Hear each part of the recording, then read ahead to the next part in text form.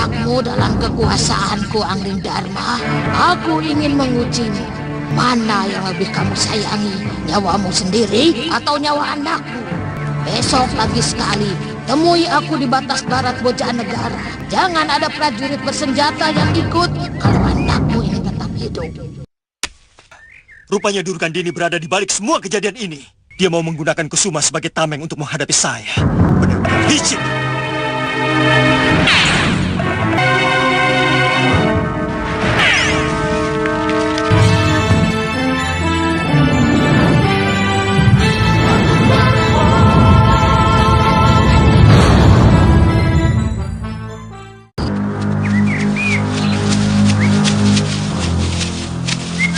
Lanjutan dari episode sebelumnya, ketika Angling Kusuma telah diculik oleh Durgandini dengan tujuan menukarkan nyawa Angling Dharma yang dijadikan ancaman keselamatan putra mahkota tersebut. Di saat itulah akhirnya Prabu Angling Dharma beserta rombongan keluarganya pun langsung menuju tempat yang telah ditentukan oleh Durgandini sesuai dengan surat yang dikirimnya. Dengan lokasi di dalam hutan sebelah barat kawasan Bojanegara, di sana pun telah menunggu Durgandini bersama kedua muridnya dan Angling Kusuma yang berada di dalam kerangkeng kayu.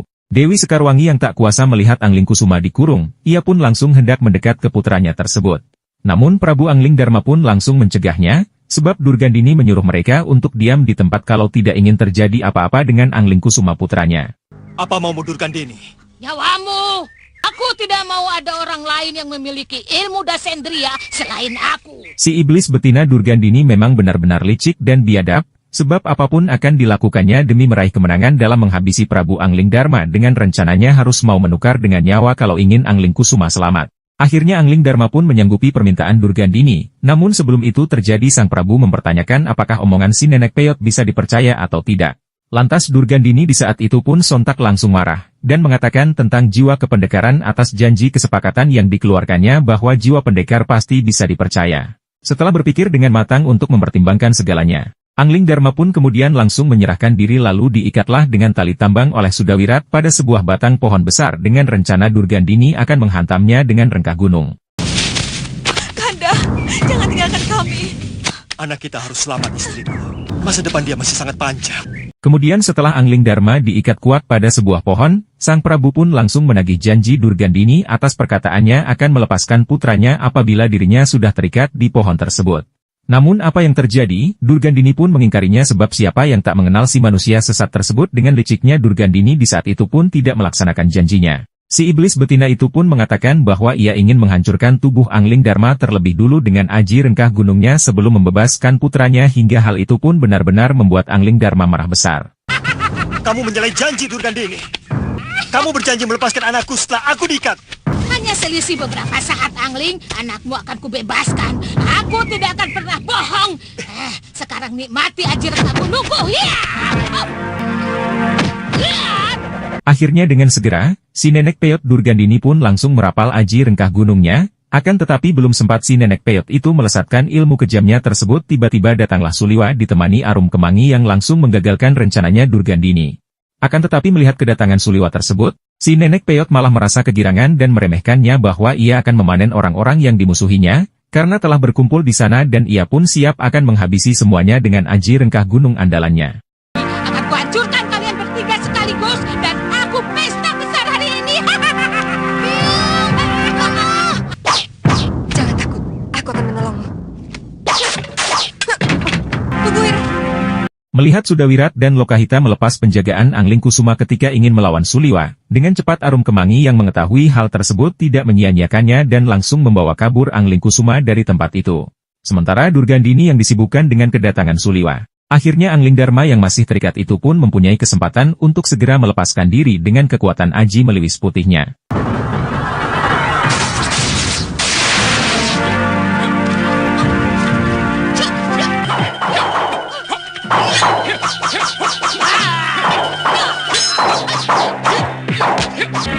Suma! Romo!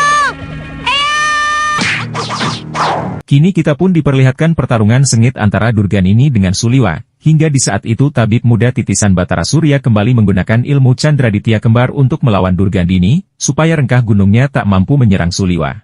Akan tetapi tampaknya Durgandini telah mengetahui ilmu langka tersebut, yang tidak diketahui Suliwa bahwa ternyata Durgandini juga telah menguasai Aji Candraditya kembar. Sehingga Durgandini di saat itu pun tahu bagaimana cara mengalahkan Suliwa yang menggunakan ilmu kembar bayang tersebut. Memangnya kamu saja yang punya? Nih, lihat!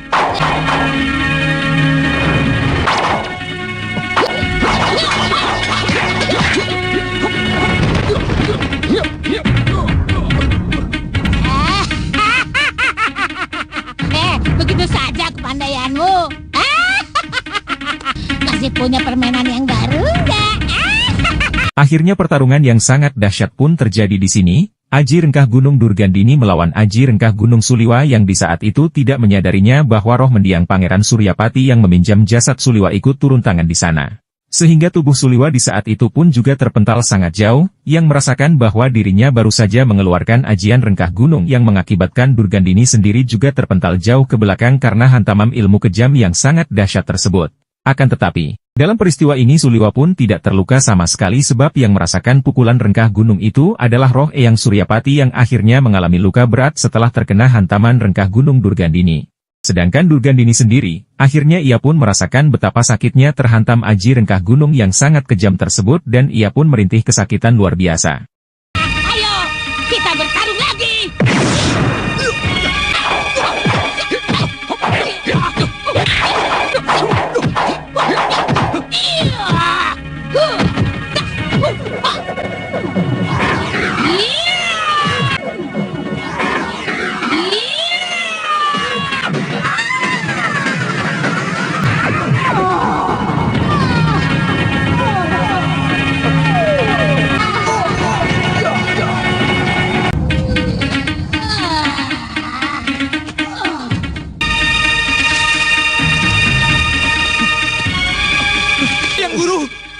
Terpaksa aku melanggar sumpahku sendiri, Lewa.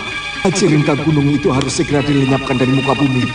Aku menyusup ke dalam tubuhmu dan menggunakan ajian yang sama untuk memapaki serangan Durgandini. Tapi bagaimana mungkin, Eyang? Jasad halus Eyang sendiri sampai luka begini. Barangkali ini pertanda pengembaraan jasad halusku sudah berakhir, Lewa. Mungkin aku tidak bisa menemuimu lagi, Lewa. Eyang Guru. Dan memang benar, seharusnya Eyang Suryapati tidak boleh menggunakan Aji Rengkah Gunungnya lagi, sebab ia sendiri yang bersumpah kepada Sang Dewata dan berjanji untuk tidak akan menggunakan ilmu kejamnya tersebut selamanya. Namun demi menyelamatkan Suliwa, Eyang Suryapati pun nekat melakukan hal yang melanggar sumpahnya tersebut untuk mencegah Rengkah Gunung Durgandini yang terus membabi buta. Dan akibat melanggar sumpahnya tersebut, maka roh Eyang Suryapati mulai saat itu juga sudah tidak bisa lagi berkeliaran membantu Suliwa sehingga di saat itulah sepertinya pertemuannya terakhir dengan Suliwa. Dewa masih bisa memaafkan aku, sehingga suatu saat, aku masih dibolehkan menemuimu lagi. Selamat tinggal, Lewa.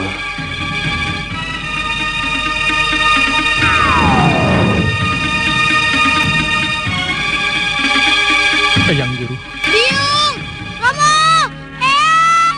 Sementara di sisi lain, kita menuju pada Arum Kemangi yang di saat itu sedang bertarung melawan Sudawirat dan Lokahita, sedangkan Angling Kusuma yang berhasil dibawa kabur sementara ditaruh di atas pohon. Pertarungan mereka pun berlangsung lumayan seru, sebab begitu lincah dan hebatnya Arum Kemangi yang memiliki ilmu pengentengan tubuh dengan sangat sempurna. Sehingga ia pun tidak mudah untuk dikalahkan begitu saja meski diserang bertubi-tubi oleh Sudawirat dan Lokahita. Gadis muda dari perguruan Kepinis Putih itu mampu menghindari serangan-serangan yang berbahaya dari kedua lawannya tersebut. Di saat situasi serangan Sudawirat dan Lokahita yang terus mendesak Kemangi, tidak lama kemudian datanglah Prabu Angling Dharma yang langsung turut membantu pertarungannya.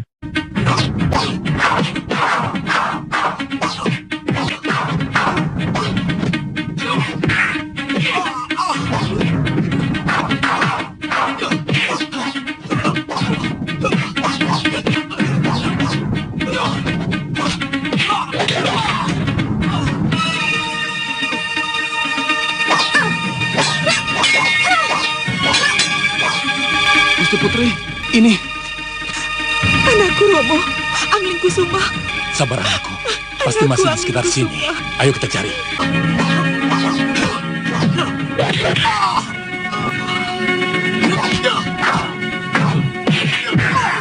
Dan tidak diragukan lagi, ilmu kanuragan Prabu Angling Dharma memang benar-benar sungguh luar biasa, Terlihat Sudawirat pun tampak kewalahan menghadapinya sehingga ia hanya dibuat bulan-bulanan saja sampai babak belur.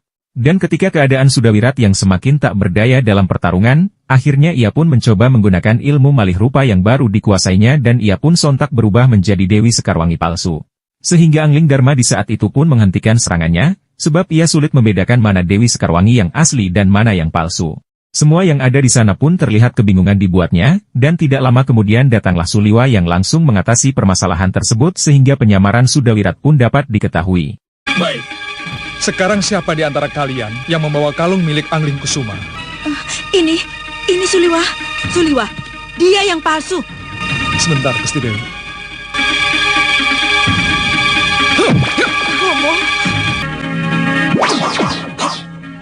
Dan lagi-lagi Sudawirat di saat itu pun kembali mengelabuhi Angling Darma dengan ilmu malih rupanya, karena dengan demikian ia mampu merubah dirinya menjadi bentuk apapun yang diinginkan. Sehingga membuat Angling Darma tidak fokus menyerangnya, Sudawirat pun tiba-tiba di saat itu merubah dirinya menjadi seekor kura-kura yang akhirnya membingungkan arah serangan Angling Darma. Akan tetapi, siapa tak mengenal ketinggian ilmu Raja Malwapati tersebut dengan berbagai cara apapun Sudawirat pun tetap dibuat babak belur dan tidak berdaya oleh kesaktian ajian Meliwis Putih Prabu Angling Darma. Dan alhasil pemuda sombong keras kepala itu pun langsung tersungkur terhantam serangan yang tak terduga dari Prabu Angling Darma.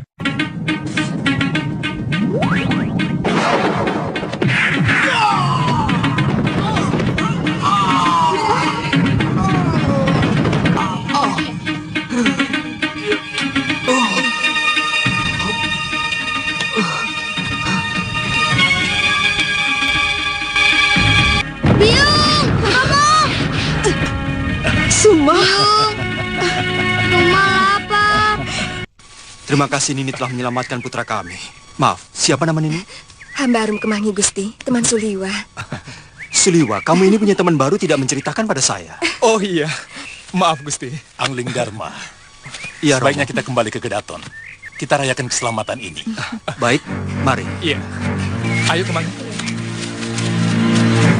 Dan di sisi lain, terlihat tampak si iblis betina Durgandini yang sedang berjalan sambil merintih kesakitan karena menderita luka dalam maupun luar yang cukup serius akibat terkena aji rengkah Gunung Suliwa yang dirasuki oleh roh Pangeran Suryapati. Beruntung Durgandini tidak sampai tewas di saat itu, sebab rengkah gunung tersebut keluar secara bersamaan yang membuat Durgandini tidak terhantam sepenuhnya. Akan tetapi ia pun tetap merasakan sendiri betapa sakit dan kejamnya ajian itu yang membuat urat saraf di tubuhnya sebagian tidak berfungsi dan ia pun akhirnya pingsan. Saya tidak tahu bagaimana nasib guru, Bi. Terus terang, saya cemas. Jangan-jangan beliau terkena bencana, Bi. Yang penting kita menyelamatkan diri dulu, Wirat. Guru itu akalnya sangat banyak. Berapa kali kita mengira beliau sudah tewas, tapi ternyata masih hidup. Saya heran, Suliwa masih bisa hidup. Padahal dia akan menerima pukulan rengga gunung. Mungkin dia punya nyawa 9. Sementara kita kembali menuju ke Bojanegara, di mana pada saat itu semuanya telah berkumpul di sana dengan keceriaan yang luar biasa. Terlihat Angling Darma yang bercanda tawa dengan putranya, karena Angling Kusuma bisa terselamatkan tanpa memakan korban seorang pun dalam peristiwa tersebut. Kemudian Angling Darma pun membicarakan tentang Kalamurka yang diduga sebagai dalang dari penculikan Angling Kusuma maupun Dewi Kusuma Gandawati supaya Malwapati tunduk pada Simbar Manyura. Sedangkan Durgandini yang kemungkinan hanya mengikuti rencana Kalamurka karena si nenek peyot tersebut memiliki misi tersendiri yaitu untuk menghabisi semua pemilik ilmu Dasendria. Dan setelah itu Angling Darma pun menanyakan asal-usul Arum Kemangi, yang membuat Sang Prabu kagum dengan jiwa mudanya sudah mampu memiliki ilmu pengentengan tubuh yang luar biasa dengan sangat sempurna. Hamba dari perguruan Kepinis Putih, Gusti Prabu. Oh, ternyata perguruan itu masih ada. Kurang lebih 10 atau 11 tahun yang lalu saya pernah diperkenalkan oleh Guru Mahasura. Kalau tidak salah, namanya Empu Ayusya. Beliau sudah sangat sepuh. Tapi waktu itu masih tampak segar. Eyang Guru Ayusya sudah sangat tua, Gusti Prabu. Tapi masih tetap ajak. Pantas gerakan jurus-jurusmu begitu cepat. Ilmu pengentengan tubuhmu juga sangat sempurna. Benar, Gusti Prabu. 12 tahun hamba belajar ilmu pengentengan tubuh. Dan 3 tahun jurus pedang dan pukulan.